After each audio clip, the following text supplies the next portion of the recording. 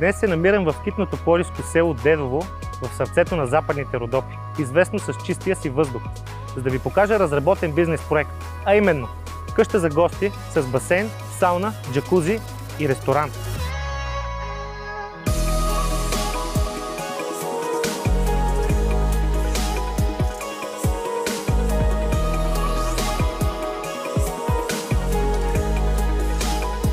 Всичко това, което изброих, е разположено в парцел от 1500 квадратни метра, а самата къща е с квадратура от 600 квадратни метра.